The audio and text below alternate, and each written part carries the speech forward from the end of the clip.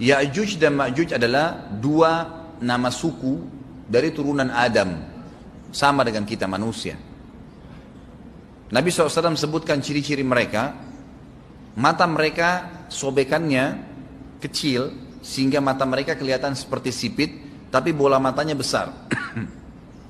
Mereka memiliki rambut yang keriting dan mereka memiliki poster yang umumnya seperti poster manusia. Hanya saja mereka ini memang menjadi fitnah, tanda-tanda hari kiamat. Mereka tidak berbaur dengan manusia yang lain. Salah seorang di antara mereka tahu kalau dia akan mati kalau sudah memiliki anak 1000. Tidak ada pengikutnya dari manusia biasa.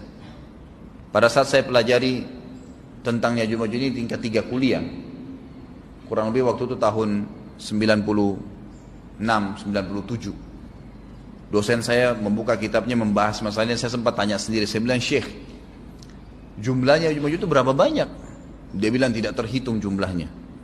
Karena ada hadis yang berbunyi mereka akan mendatangi sebuah sungai, kalau tidak salah namanya Sungai Tibria. Sungai itu sekarang ada, besar.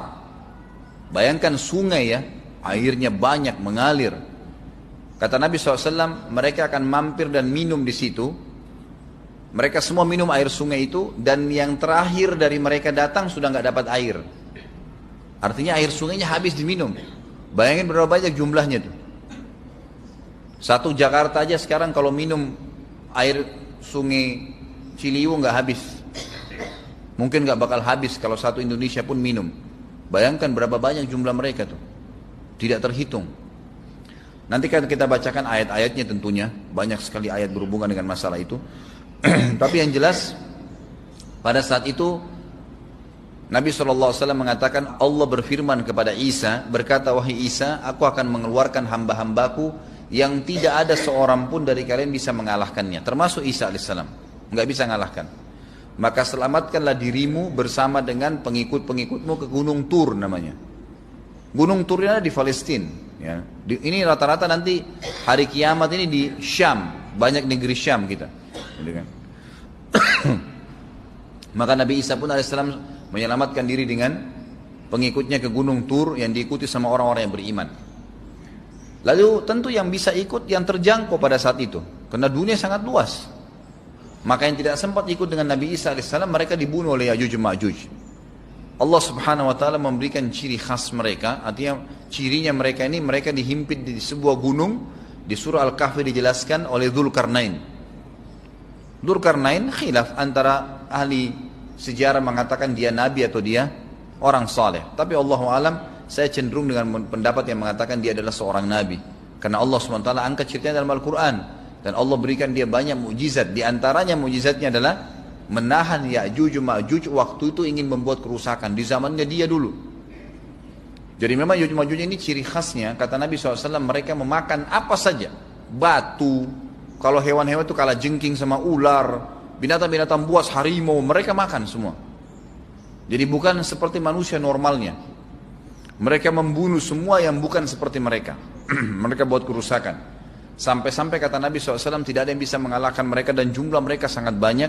Salah seorang di antara mereka tahu dia akan mati kalau sudah punya 1000 anak.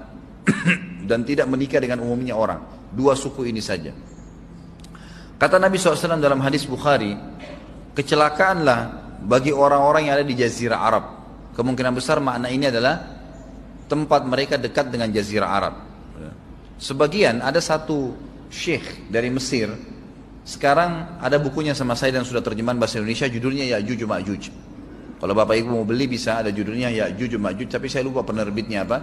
Itu agak tebal, harganya mungkin sekitar 85.000 atau 100 ribuan lah maksimal.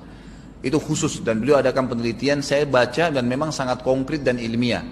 Beliau mendatangkan fakta kalau tempat Ya'juj Ma'juj yang disebutkan dalam Al-Quran itu ada di Cina, tembok Cina. Jadi seperti yang disebutkan dalam Al-Quran, 2 gunung yang disatukan, di antara celah gunung itu ditaruh tembaga-tembaga. Pernah pemerintah Cina mendapatkan ada celah dari tembok Cina itu yang bolong, waktu mereka mau tempel bolongan itu dengan batu-batu tanah yang mereka biasa taruh sekarang, ternyata di dalam itu ada tembaga yang mengeras, dan seperti disebutkan dalam Al-Quran. di mana ya Zulkarnain mempertemukan antara besi-besi yang ditumpuk lalu dipanasi, dibakar sehingga menjadi meleleh, kemudian disirami lagi dengan timah yang meleleh juga dan dibiarkan kering sehingga menjadi tembok besi. Kata Nabi SAW, kecelakaan bagi orang-orang yang Jazirah Arab karena telah terbuka dari lubangnya Yajuj Majuj sebesar ini. Sudah kasih isyarat dengan jari ibu jari sama jari tengahnya. Artinya mereka sudah bisa melihat keluar. Tetapi kata Nabi SAW, setiap hari mereka terus menggali gunung itu, berusaha untuk keluar. Pada saat mereka tiba di malam hari, mereka capek, mereka mengatakan besok kita lanjutin. Mereka bangun besok pagi, gunungnya kembali utuh lagi. Sampai nanti waktu di mana Allah izinkan mereka keluar. Pada saat mereka keluar, maka mereka akan mulai membuat kerusakan. Ada di halaman 82 ya. Al-Anbiya 96 sampai 97 ayatnya. Ingatlah hingga apabila dibukakan tembok Ya'juj Ma'juj, bolong, jebol, dan mereka turun dengan cepat dari gunung-gunung itu, dari seluruh tempat yang tinggi. Kita tahu itu jaraknya berapa ratus kilometer, bahkan mungkin ribuan kalau nggak salah. Semuanya itu akan dipenuhi Ya'juj Ma'juj, dan telah dekatlah, kalau sudah terjadi itu, kedatangan janji yang benar, maksudnya hari kebangkitan. Maka tiba-tiba terbelalaklah mata orang-orang kafir. Mereka berkata, aduhai celaka kami, sesungguhnya kami dalam kelalaian tentang ini, bahkan kami adalah orang-orang yang zalim. Kenapa? Karena Ya'juj Ma'juj tidak lihat apakah kafir atau beriman. Mereka tidak butuh, bukan seperti Dajjal ya. Dajjal butuh jadi pengikutnya, oke, aman. Ini enggak, siapa saja ditemuin dibunuh. Dia enggak pandang, enggak mau tanya kamu dari suku mana, kamu agama apa, tidak dipandang. Orang-orang muslim pada saat itu, orang-orang muslim pada saat itu yang ikut dengan Nabi Isa AS berhasil selamat. Walaupun pada saat itu di muka bumi umumnya orang sudah beriman. Yang dimaksud di sini orang-orang kafir adalah adanya orang-orang yang masuk Islam karena terpaksa, karena mereka tidak terlalu faham pada saat itu, lalu mereka menganggap remeh informasi dari Nabi Isa AS. Maka mereka terbelalak matanya karena dibunuh oleh Ya'juj Ma'juj. Kata Nabi SAW di dalam hadis sahih riwayat Imam Bukhari, bahwasanya Ya'juj Ma'juj akan membunuh siapapun yang mereka temui. Bahkan pada saat mereka sudah merasa menguasai bumi, mereka melepaskan anak-anak panah mereka ke langit. Lalu Allah menurunkan anak-anak panah mereka sebagai fitnah dipenuhi dengan darah. Maka mereka berkata, kami telah membunuh semua yang ada di bumi dan semua yang ada di langit. Maka sebagai penutup dalam bahasan itu, kata Nabi SAW, Allah lalu mengizinkan Isa untuk berdoa kepada Allah agar memusnahkan mereka. Maka Isa AS pun akhirnya berdoa, meminta kepada Allah Subhanahu Wa Taala agar mereka semua dimusnahkan. Maka pada saat itu pun Allah Subhanahu Wa Taala menurunkan kepada mereka hama. Sebagian hadis menyebutkan serangga kecil seperti cacing, banyak sekali yang menimpa tubuh-tubuh mereka. Setiap orang satu. Dan itu membuat mereka mati.